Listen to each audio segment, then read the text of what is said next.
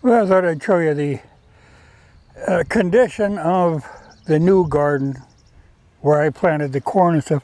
The corn is actually doing very well. This is the 65-day corn in this first row, and that's all got ears on. The other 3 rows are 75-day corn, and I don't see ears on that yet, but that's doing fine. And here's where I put those extra tomato plants, the spare backups I planted in here. And this is in a spot I left empty.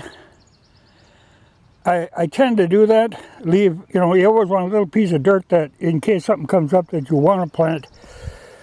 And here's what I was going to talk about. You see this particular weed. Now, this is something I'm not familiar with. And as far as I know, it's the only one of its kind, or the only place up here that I have this particular weed. I don't know what it is, but I kept disking this until the vines got too involved here that I couldn't really disc anymore. But I was trying to get rid of these weeds. Well, I found out that really disking ain't the way. These things are kind of funny. Okay, they've got okay, there isn't really a root. They grow from a stick. Like I guess it's a root, but the more you grind them up, you just make them multiply more. I thought about bringing a rototiller in here, but that'd be the worst thing you could do. You would just really get them to multiply, because I'll disc them down and come back a week later, and there'll be more of them. They aren't really an obnoxious sort of plant, but like I say, just very hard to get rid of. I think what I have to do is get in here with this little spring tooth and drag them all to the surface and get them out of here. Cut them up and then take that little spring tooth and dig them up, because if they're buried at all, then they take off again. They're odd little, I haven't run across them before. Okay, here we have cucumbers, and they're kicking in. There's little cukes on there. But like I say, I was planting hills kind of, so there's 2 of them. Then there's 2 of the musk melons. Yeah, and there's a lot of blossoms on them, so there'll be plenty of those. Acorn squash. No, a lot of them again. And they're pretty well behaved, because they kind of grow almost like in a bush. They grow up. See, here's more of them obnoxious little weeds. But I'm going to end up dragging every one of them out of there just to get rid of them. But there'll be plenty of acorn squash. And there's squash on there. 2 different kinds of watermelons here.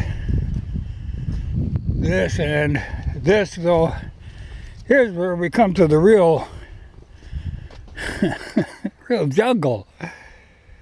This is pumpkins.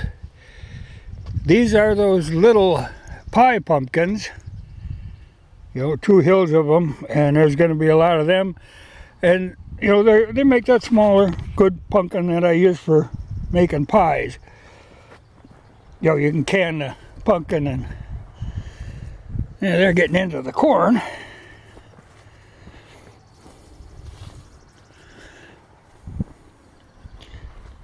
But I always like to have a bunch of them. But like I say, I had to quit disking because I couldn't get through here anymore without massacring the vines. But, like I say, there's 2 of these. Then, there's 2 of those. Those are the giant pumpkin. You know, that get real big. People grow them more of as a novelty, though people used to feed them to cattle.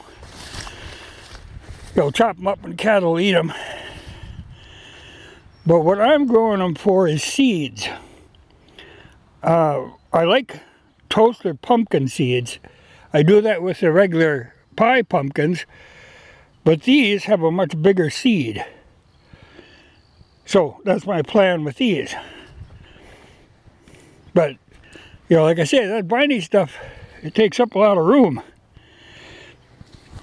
But it certainly put an end to my discing. But like the corn, even where the deer nibbled on her, she come back pretty good. And the scarecrow is still serving its purpose. The other day, I happened to be coming down the driveway, and here I saw a deer coming across the field, and she was heading this way, and she was moving along pretty good. She got up here, spotted this thing, and just tore her ass across, jumping fences, going, you know, I don't know. But I was going to show you, like say here, remember when I plowed this up, it was sandier close to the fence. You can see how the corn, you know, the sand is not ideal for corn. Good for potatoes and stuff, but next year I'll probably put potatoes in here. So that last row that's up to the edge there, there ain't going to be a lot of corn there. But my idea, you know, I'll be eating a 65-day corn. By the time I'm done picking through there, I'll be damn tired of corn. Then when the 75-day corn comes in, then I'll start canning. Because, you know, sweet corn cans, and it's a good, you know, I'll just have to pick a lot more half-pint jars, because for me, you know, half-pint is about the right amount. But she is a jungle of pumpkins. And I keep after discouraging them from going out into the pasture, because I think the horses might, you know, like here, these pie pumpkins are making a run for the ground again. Pumpkins will do that, they'll take off. I've had that before where, you know, when winter comes in, I see a pumpkin laying, you know, 30 feet from the garden, off by himself, made a run for it. Yeah, I'll have to move these back a bit. But things are looking good. You know, that weed, whatever the world it is, I want to fight with that, but I'll have to wait until, well, I'll pull some of it out again, but this fall I'm going to have to dig it up with that spring tooth and drag them out of here. And rake them sticks up and get them out of here, because, like I say, discing wasn't the answer. You know, like here, there was probably one, and I disked it. I got a whole carpet of them.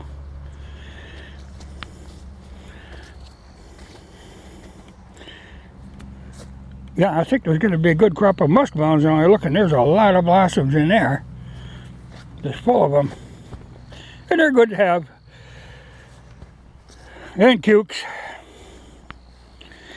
And the dill is up in the other garden, so I'll be able to make some more pickles, so I still have plenty left from last year. But you can see there's a nice little cucumber forming. And once they start, they tend to get out of hand. And next thing you know, you got a bunch of them big yellow-bellied babies. But she is a jungle.